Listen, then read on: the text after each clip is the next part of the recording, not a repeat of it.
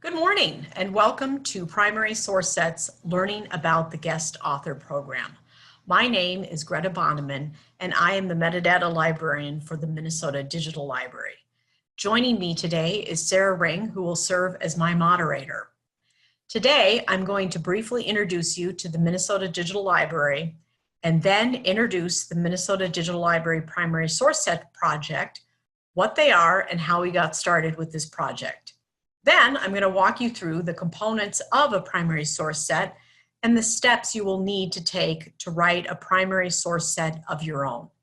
At the end, we will have some open time to review topics and ask questions.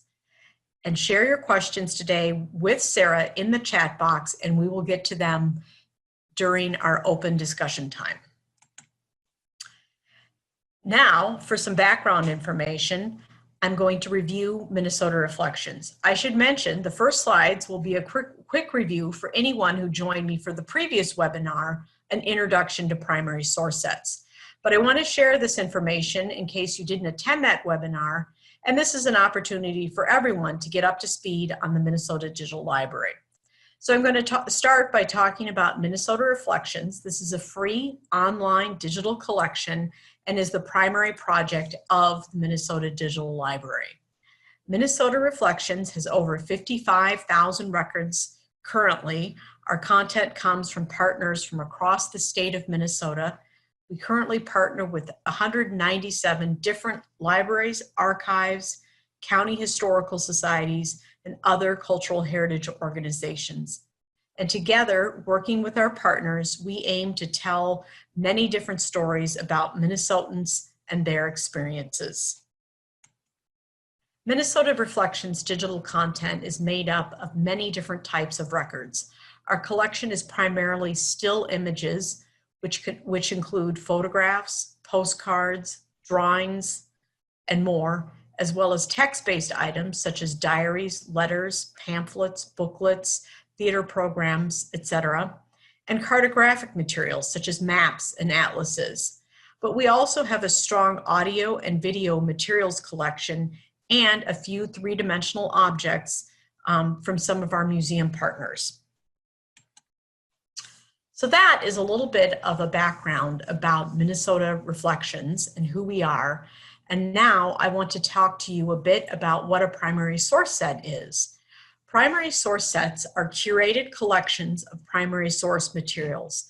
They are created around a single topic with links to content in Minnesota Reflections and links to resources that provide more context and information for users.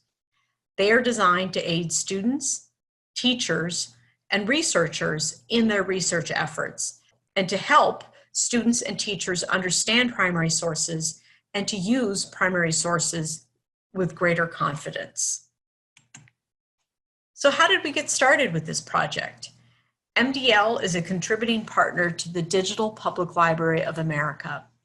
DPLA collects digitized content from all over the United States and makes it available in a single website. In October 2015, they announced the release of a new educational resource, the primary source sets. And after viewing their sets in early 2016, I asked and received permission from DPLA to duplicate this project at the local level using just MDL content. We moved forward with this project in 2016, and this is what our primary source set landing page looks like. The web address is mindigital.org/projects/primary-source-sets. Today, we have 21 titles with more in development. Our first sets were launched in the spring of 2016. The topics that we have used are dictated by both the interests of the author and content that is available in Minnesota Reflections. Our authors include MDL staff, Minitech staff, and various guest authors, including librarians, curators, historians, and staff from our contributing organizations. Our most recent set was created by Susan Vosberg, who shared items from the Northwestern Health Sciences University, where she is the librarian on the history of chiropractic in Minnesota. You can see here that the topics range from specific events, like the Teamsters strike of 1934, to broader topics, including works of literature and general history. And they also highlight lesser known things like the whaleback boats on the Great Lakes. Again, all of this is really dictated by Minnesota Reflections contents. Now, let's get into the parts or the components of what makes up a primary source set, beginning with a topic overview, selecting items from Minnesota Reflections, selecting resources from eLibrary Minnesota, which are resources to help users learn more about the topic, selecting additional resources for research, and these include both online and print resources, and then constructing the teaching guide, which includes the primary source analysis tool, discussion questions, and classroom activities. As a guest author, you will be responsible for researching and building this content, but it isn't that difficult, and I am now going to break this list down into the individual steps. First, select a topic. Your topic should be of interest to both you as an author and to users.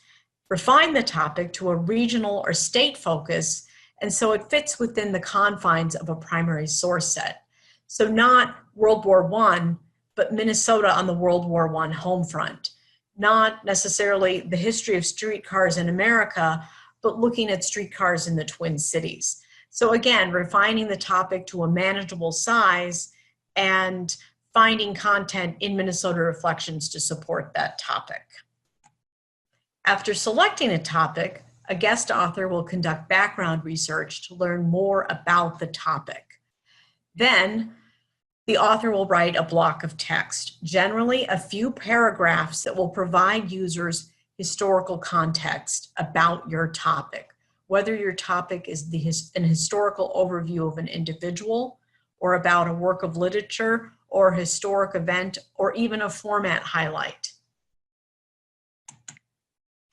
After selecting the topic, the guest author will find resources from Minnesota Reflections that represent that topic. And this can be images, letters, diaries, maps, oral histories, or more.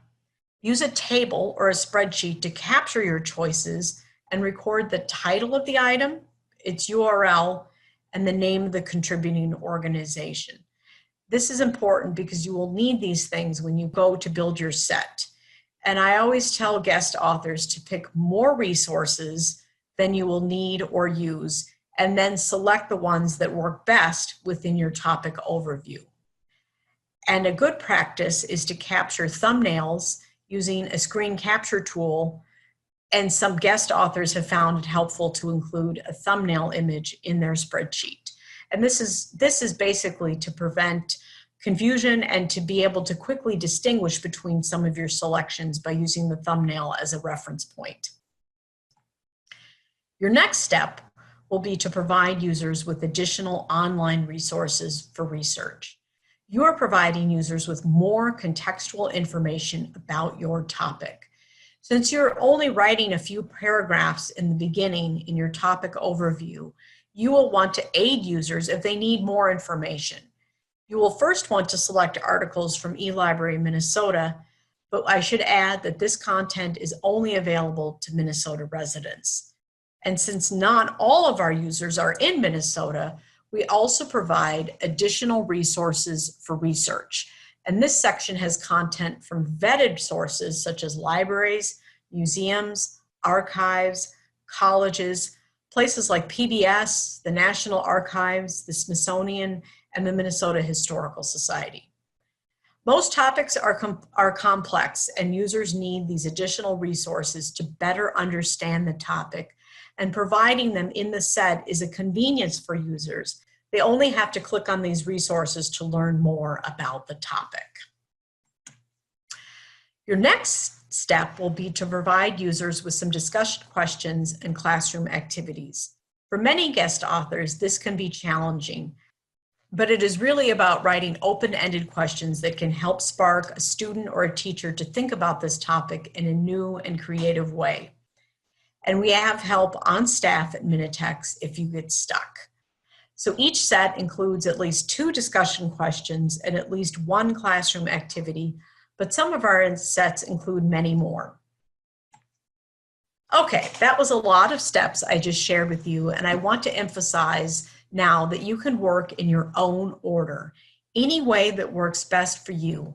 I laid things out step by step as a way to share all the different components, but you can find the way that feels right to you. So you may want to do things in a different order. For example, you may want to select your Minnesota Reflections content first, or you may want to do your background research first. And some guest authors prefer to write the blurb as the very last step. So again, it's really finding the way that feels right to you. And finally, I really want to say this to everyone, is to have fun with this project and to see this as a chance to do something different and to try something different within your professional life. The last step, and this is something that has to be done last, is after you have compiled all of these parts, you are now ready to build your set using the Drupal content management system. If you haven't used the Drupal content management system before, I want to say that it is highly intuitive and really quite simple to use. One of our web developers at Minitex created a template in Drupal, and you simply fill the template in with the content you have amassed. And a great thing about Drupal is that the sets can be easily edited or modified after being published. And if you need help with Drupal, I am happy to help. Some of our guest authors have sent me their materials, and I have created their set for them. And this is something I am happy to do for all of our guest authors. Let's switch gears a bit. You've learned quite a bit about the steps involved with creating a set. This slide has a list of topic ideas that are currently available. And I want to add that this is not a complete list, but that these are all topics that have content in Minnesota Reflections and could easily support a primary source set. The next slide shares some of the Minnesota educational benchmarks, which would also make great primary source sets. But this is not to say that you can't or shouldn't come up with your own topic idea, but remember, you do need content in Minnesota Reflections to support your idea. I'd like to use the rest of today's time for questions and open discussions, and please feel free to share any questions or comment in the chat box. Sarah, do we have any questions in the chat box? Okay, it looks like we have a question in the chat from Jennifer. How many of the sets are created by individual authors compared to sets created by multiple authors? For example, a librarian and a teacher. That's a great question. At the moment, with our first 21 sets that we have only had single authors, but the idea of working together with another individual, I think, is a great one. And so if you have a friend or a colleague that you would like to work with and write a set with, I think that is a terrific idea. Great. And then Tim says, I'd like to do something on railroads. There's also a nice connection between railroads and architecture, for example, stations. The depot in Little Falls, for instance, where his grandfather worked from, was designed by Cass Gilbert. I think that's a great idea. And I think that's also a really good idea of when I talk about refining a topic, I think railroads would be a great topic. And I think if you refined that to, say, focus on a particular rail line or to focus on the architectural styles of railroad stations, or, for example, looking at railroads and the Iron Range would be another great refinement. And we have a lot of content on railroads, locomotives, and this would be a really great topic that could be refined in a number of different ways. All right, thanks. From Amy, what do we need to do to get approval to create one? Well, it isn't so much a matter of getting approved. I think it's more about contacting me and just letting me know which primary source set that you're interested in writing one and what the topic is, and that way we can prevent two people from working on the same topic. So I just keep a master spreadsheet where I list the people who are currently working on primary source sets, what their topic interest is, and then we can kind of go from there. So it's as simple as that. It's basically just kind of signing up and indicating that you're interested.